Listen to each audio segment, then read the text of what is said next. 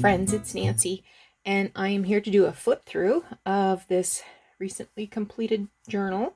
The theme of this journal is chocolate and candy. Mostly chocolate. So I think it's going to be a little awkward because it's a huge book. Yeah, it's just about 10 1/4 inches by 8 1/4. So this was originally a typing manual that flipped this way. But I turned it this way and thought, oh, we'll make it sort of like an album.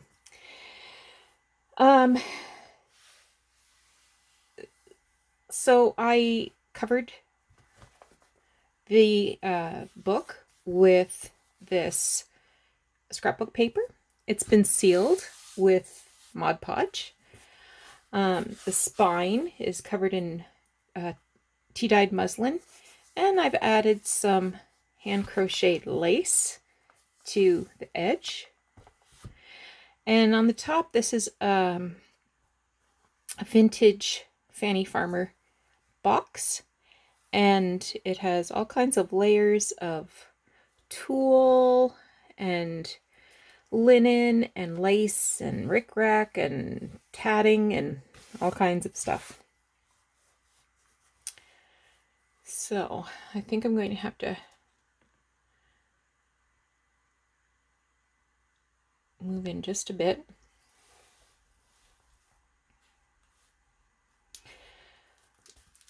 So the inside cover is a coordinating paper that goes with this. It came from the same paper pack. It's a Bo Bunny print. This is a watercolor, actually. So there's 6 watercolors altogether from an art book that I had. And I chose pictures that kind of had like browns and pinks to, sort of go with the theme of chocolate and caramel and, that sort of thing. So altogether there's 6 watercolor pages. This is a piece of tea-dyed paper, and it's been finished with plastic lace. So the other side is actually more lacy looking, but you can see it a bit here. I've used this, I believe it was a napkin, to make this pocket here. And inside, I've made this card. This was cut from a book about the history of chocolate.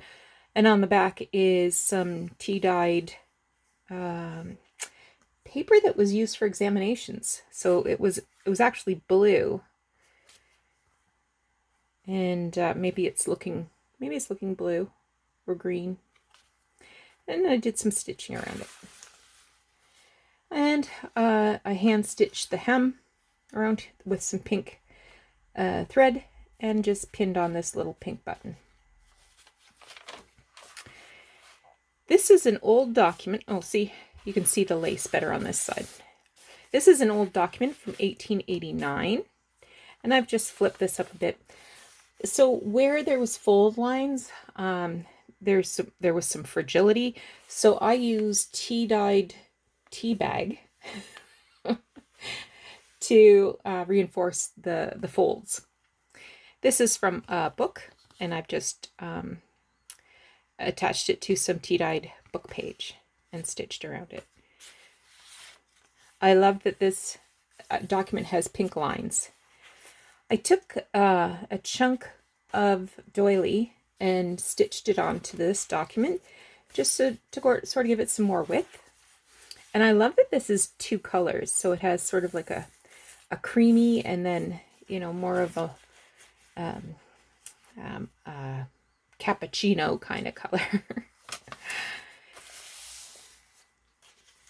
This is a vintage ledger. This is from a French school book. And I've just put on a piece of handkerchief, and this was a quilt scrap actually, and I've just made some cross stitches there. And on this side, oh, I thought I missed something, but I didn't. I'm good. I made this tag, again, with that paper on the back. And I used book page and then a napkin, decoupaged that, and then layered on some lace and tied it with a little bit of lace there. And I can flip that lace up. This is from a roll book for a school teacher, and it has pink lines as well. This is an old envelope, probably from the 60s, I think. I can't really read a date here.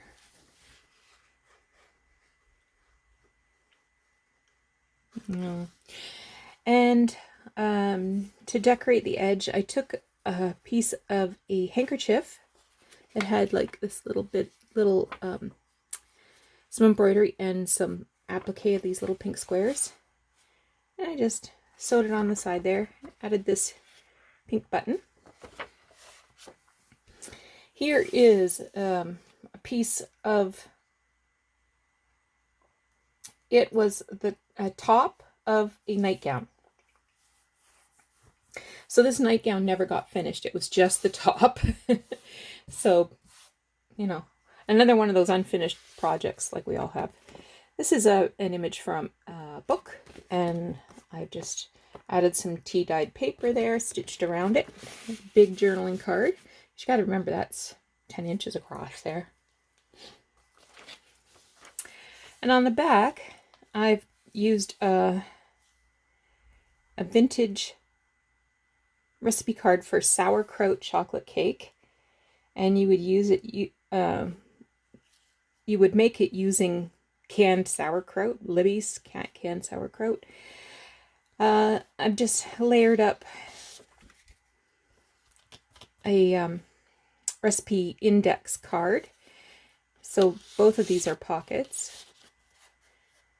And this is from a file of some kind where you would keep your customer's address and stuff if you were a salesperson. This is an old postcard of some pink flowers. Pretty sure it's German. Got some vintage lace sewn on the edge here of this ledger. There's the other part of that document, and I got another one of those flip tags. Tea-dyed paper. There's another one of those watercolors. This on the side, this is a piece of hand-painted silk. So I've actually turned it inside out because the other side of the silk was really more vivid, but I thought these yellows and pinks matched nicely with this scrapbook paper. So this is scrapbook paper, and I've put some brown pom-pom trim here, and I've also added this piece of eyelet as a belly band. There's a picture. I believe that's Napoleon. And it's just a little thing I made from a fussy cut, and it can be used as a big journal card. That's a piece of that same doily that I used to lengthen that document. So this is the second signature. This is a page from a German midwife's logbook, casebook. And this is a coin envelope that I covered with lace. And you can tuck little things in there. I've just sort of put the flap over the top and then wrap that flap around there. So this gives details about the labors and delivery of women from this midwife's practice. Some more tea-dyed paper. This is from a big book about china, art, glass, like china figurines. It's a reprint, and I put some more of that vintage lace on there. I chose this because the greens and the pinks, and the caramel chocolate colors sort of are repeating through the whole book. This is a piece of music manuscript, and it was printed right here in Waterloo, the Waterloo Music Company Limited. I have a little message sheet and a little bridge scorecard stuck in there. I have no idea. This might even be upside down, but it's tea dyed. I believe it's Sanskrit, maybe? I'm not sure. This is another scrap of a vintage handkerchief that I've just folded in half and then turned around the edge of that page. And a little card. So I sort of positioned her near the Sanskrit because she looks like she might be of Indian descent, maybe. And again, there's a lined paper on the back to write.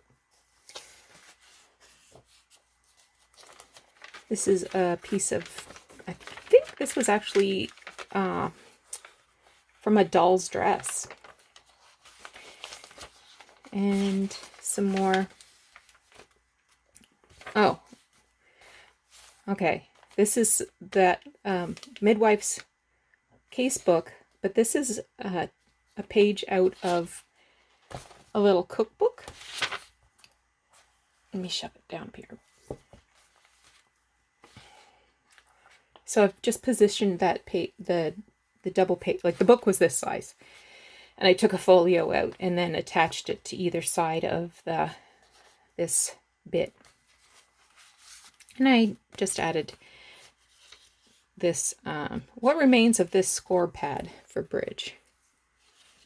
I thought that was a good match for the midwife's casebook. All right, now we can come down again, I think.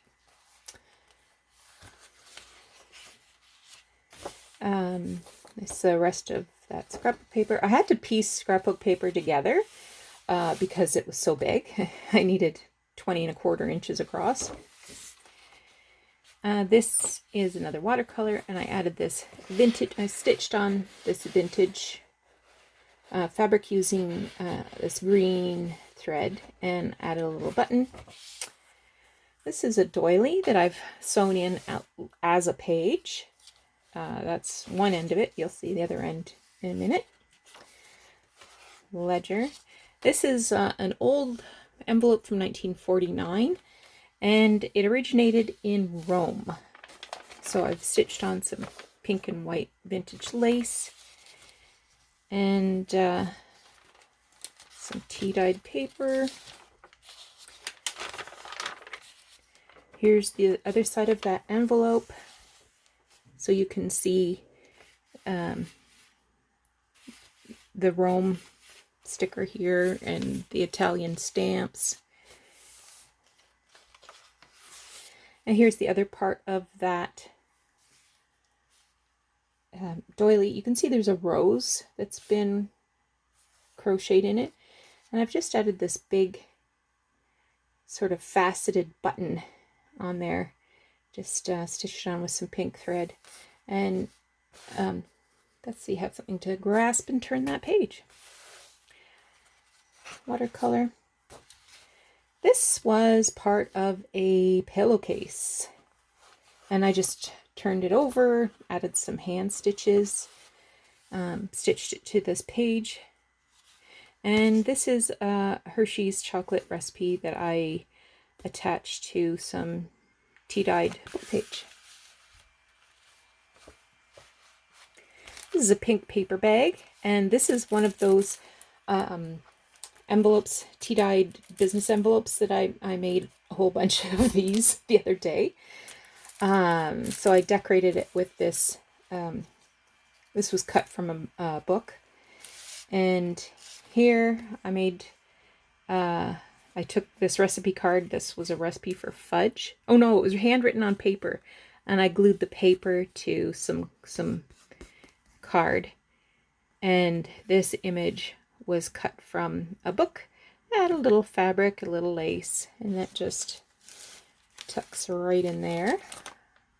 And the pastel colors are meant to match with the blues and pinks and greens over here. Inside the pink bag is this big jumbo journaling card. So it has tea-dyed paper on the back and just tucks right in here into that paper bag. Here's another hunk of that nightgown top. It was like the yoke and the sleeves of a nightgown, I believe. And I've just put a little pearl here on the end of a bulb pin. And inside, here's a photo of a Confectioners. And I added a piece of that two-tone doily there. And it has lined paper on the back for journaling.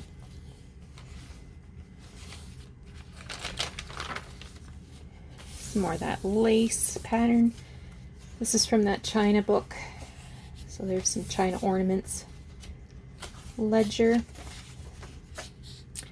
Here I've taken, this was actually a basted. It was a vintage quilt scrap. It was probably a petal for a flower.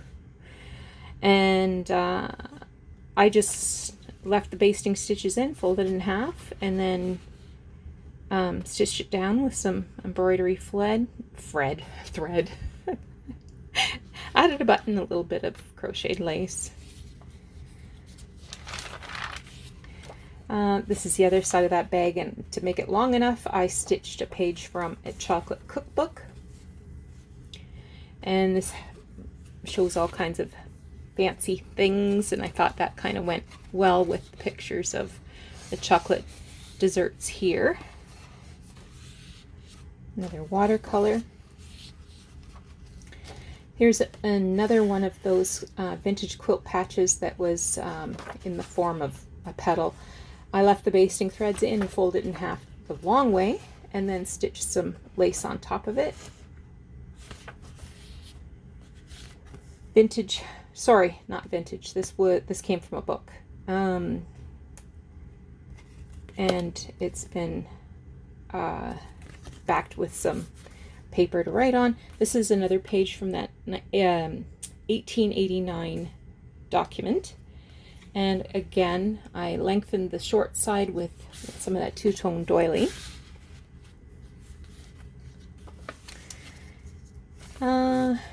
Here is one of those stamp cards that I made last Tuesday on Take Out the Trash Tuesday, and I added this advertisement for Van Houten Cocoa, and this just flips down for writing. And this is guest check. I've backed two of them together. Well, actually there's 4 sheets of paper all together there. Sort of gives it a kind of a squishy feel, and just tuck that in there.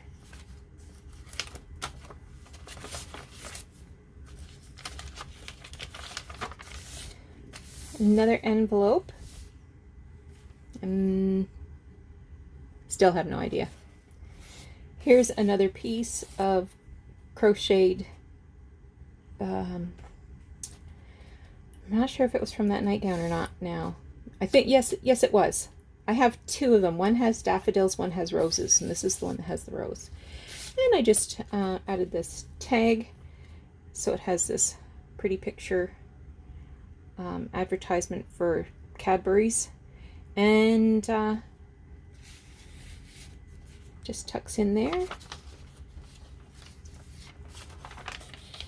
This is the last page of that document, and isn't that beautiful? And another large journaling card that has, you know, the pinks and the caramels and the browns. Ooh. Lots of places to journal in this book. And my last watercolor. So this is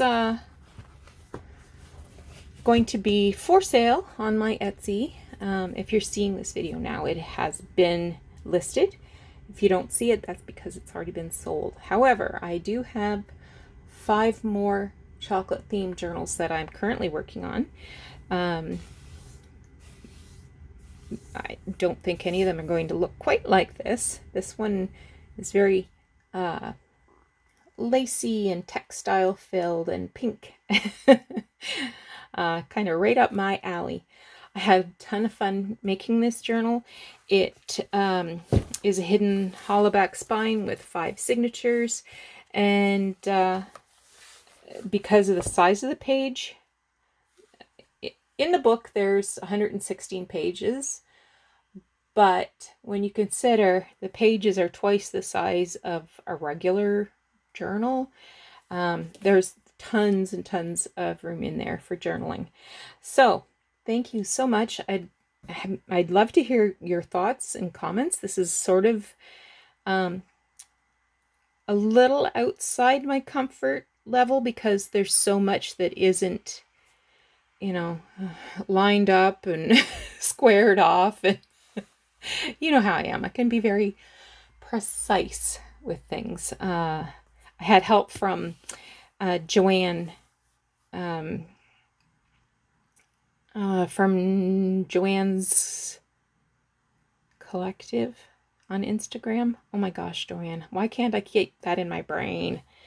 I think it's Joanne's Collective. Anyway, we had some FaceTime together last weekend, and she coached me through creating this topper and encouraging me to don't measure, layer. So anyway, thanks so much for joining me. I hope you enjoyed seeing this journal. Talk to you again soon. Bye-bye.